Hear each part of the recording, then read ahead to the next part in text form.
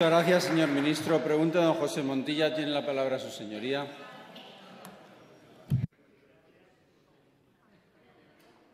Señor ministro, gracias a su amnistía fiscal, 31.529 contribuyentes insolidarios pudieron regularizar patrimonios tributando menos de un 3%, un tipo muy inferior al que tributan la mayoría de los españoles.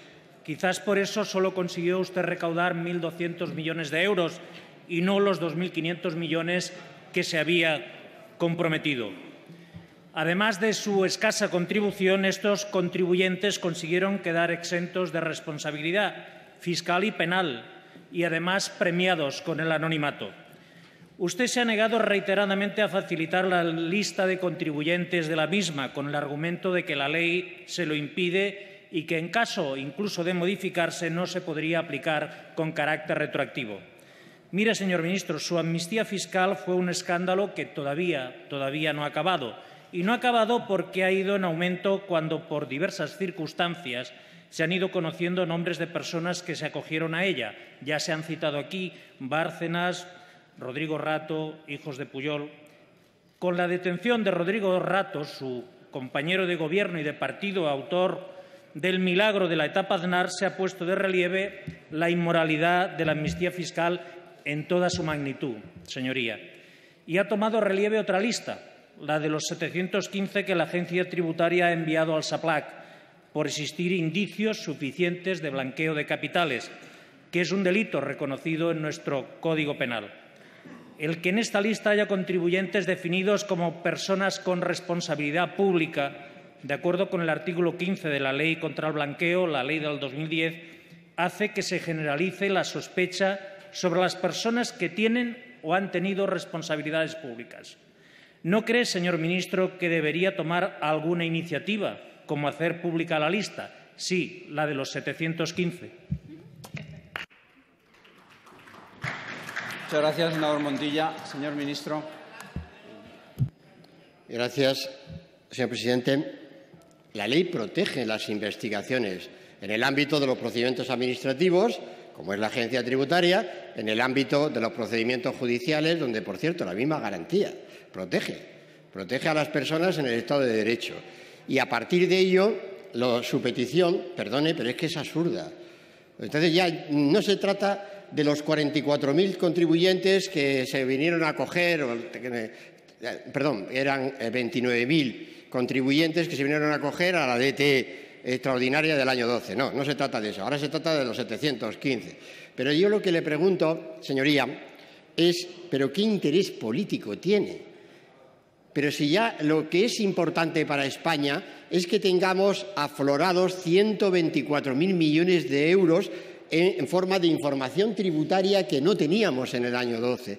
Y gracias a eso la economía está beneficiándose de ese afloramiento y la recaudación tributaria está aumentando, como lo están haciendo los impuestos sobre el patrimonio, puesto que es patrimonio lo que ha aflorado, que no estaba declarado, por tanto, hasta el año 2012. Y en vez de entenderlo como un éxito de todos, porque en la normalización de nuestro país, ustedes insisten en un planteamiento político, señor Montilla, que la verdad es que no sé ya cómo explicarlo. Y usted, además, que ha tenido la virtud, como ya le he recordado, de que usted dejó a la Generalitat con un déficit del 4,5% en práctica quiebra, después de llevarse una financiación autonómica como la que se llevó, que era supuestamente para el tripartito. Y usted, siendo ministro de Industria de España, desarrolló la prima de las renovables hasta un punto que era realmente insostenible, como hemos tenido que corregir a continuación, precisamente desde el Gobierno de España para evitar el déficit tarifario. Señor Montilla, hay que tener un poquito de pundonor respecto de la experiencia y cuando se está solicitando al Gobierno algo que usted sabe perfectamente, porque usted ha sido Gobierno, que no podemos hacer en virtud precisamente de las leyes, de las reglas esenciales del Estado de Derecho. Gracias, señor presidente. Muchas gracias, señor ministro. Senador Montilla. Repasara un poco sus datos y verá que la deuda de la Generalitat hoy es el doble en 4 años de la histórica que había acumulada. Por cierto, el decreto de la prima de las eólicas también, si lo repasa, verá que no se corresponde con mi estancia como ministro. En cualquiera de los casos, y dejando los chascarrillos y las ocurrencias, que serían más propias para formularlas en el pasillo, yo sé que aquí usted hoy utiliza también el mismo argumento de que la ley no lo permite, pero la ley, señor ministro, se puede cambiar. Usted sabe que los presuntos blanqueadores están en el anonimato y los presuntos delincuentes de cualquier otro delito son conocidos. La ley se puede cambiar y se cambiará por la mayoría actual, por ustedes, o por otra después de las elecciones generales, si es que no se filtra antes esta lista.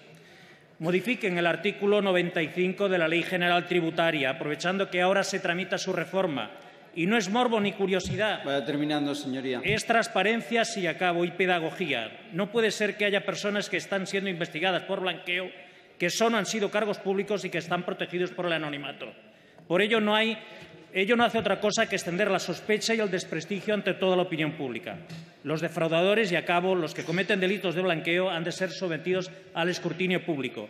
Usted sabe que hay defraudadores que le tienen más miedo a la publicidad que a la multa. Modifiquen la ley y publiquen la lista. Los ciudadanos se lo agradecerán y la inmensa mayoría de cargos públicos de su partido, que son gente honesta también. Hágales ese favor. Muchas gracias. Muchas gracias, senador Montilla. Señor ministro. Gracias, señoría.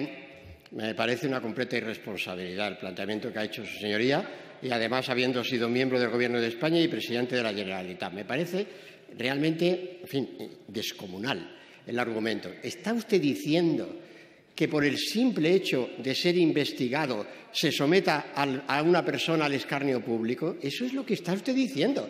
Es que realmente es que romper la frontera del Estado de Derecho. Y coge, y su señoría, y además en una cuartilla, y lo lee. Le pido, señor ministro, que alguien que ha sido ministro y presidente de la Generalitat. Señor Montilla, hay que tener otro sentido de lo que es el Estado, y otro sentido de lo que son las instituciones del Estado, y otro sentido de lo que es preservar los derechos y la garantía de los ciudadanos. Pero no pasa, ya saben que si ustedes ganan, esas garantías van a desaparecer inmediatamente. Gracias, señoría.